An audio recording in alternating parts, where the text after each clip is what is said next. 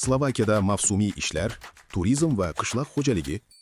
Bugungi videoda sizlar bilan Slovakiya davlatida mavsumiy ishlash imkoniyatlari, ayniqsa turizm va qishloq xo'jaligi sohalari bo'yicha ish topish yo'llari, ish beruvchi firmalar, ishchi oladigan agentliklar, ish e'lonlari joylashadigan rasmiy saytlar, til talabi, tajriba, viza hujjatlari, viza to'lovi va yotoqxona sharoitlari haqida batafsil gaplashamiz.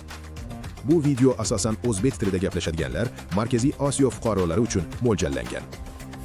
Slovakiya turizm sohasida mavsumiy ishlar. Turizm sohasida asosan quyidagi ishlar ko'p uchraydi. Mehmonxona xodimi, housekeeping, oshxona yordamchisi, idish-tovoq yuvuvchi, ofitsiant, resepsiya yordamchisi, dam olish maskanlari va tog' jang'i kurortlarida ishlar. Talablar: yosh, odatda 18-50 yosh. Til, slovak tili shart emas, ingliz yoki rus tili minimal darajada yetarli. Tajriba: ko'p ishlar uchun tajriba talab qilinmaydi. Ish vaqti kuniga 8-10 soat.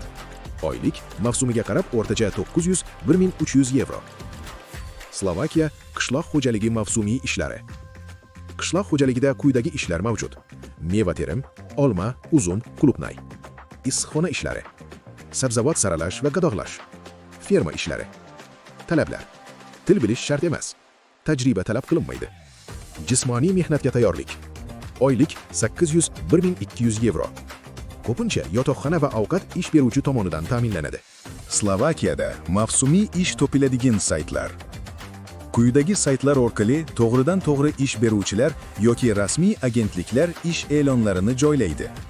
Professiya.sk, istepa.sk, karyera.sk, eures.europa.eu, Yevropa rasmiy ish portali, indeed.com, Slovakiya bo'limi, LinkedIn Jobs Seasonal Temporary filtr bilan, job.sk.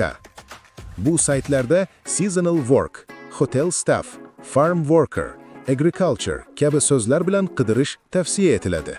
Ishonchli agentliklarning asosiy belgilari. Agar agentlikda mana shu belgilar bo'lsa, ishonchli bo'lish ehtimoli yuqori. Rasmiy shartnoma beradi. Ish beruvchi nomi yozilgan. Slovakiya firmasi ko'rsatilgan. Slovakiya tomonda ham hamkori bor. Mehmonxona, ferma, ishlab chiqarish korxonasi. Viza hujjatlarini rasmiy yo'l bilan topshiradi. Ish taklifnomasi, job offer, yashash joyi hujjati. 100% kafolat demaydi. Chunki viza oxirgi qarorni konsullik beradi.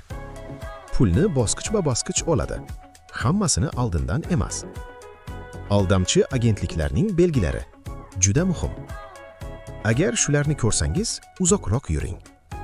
Viza 100% chiqadi desa, shartnomasiz pul so'rasa, ish joyi nomini yashirsa, faqat Telegram, Instagram orqali ishlasa, faqat bugun joy bor deb shoshirsa. Eng ishonchli yo'l, maslahat. Agar xavfni kamaytirmoqchi bo'lsangiz, birinchi usul, eng to'g'risi. Avval ish e'lonini rasmiy Slovakiya saytlaridan topasiz.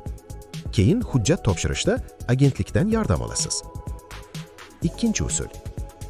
Yevropa rasmiy portali Eures orqali chiqqan ishlar bilan ishlaydigan agentlikni tanlaysiz.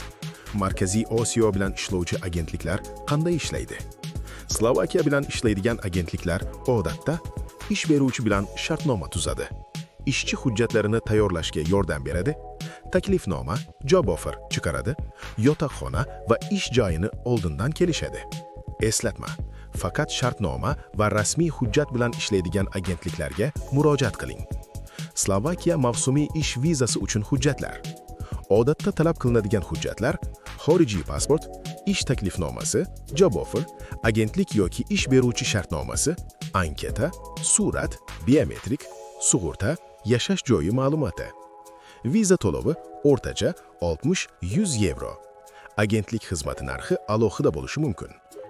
Yotoqxona va yashash sharoitlari. Ko'p hollarda ish beruvchi ta'minlaydi. 2-4 kishilik xonalar.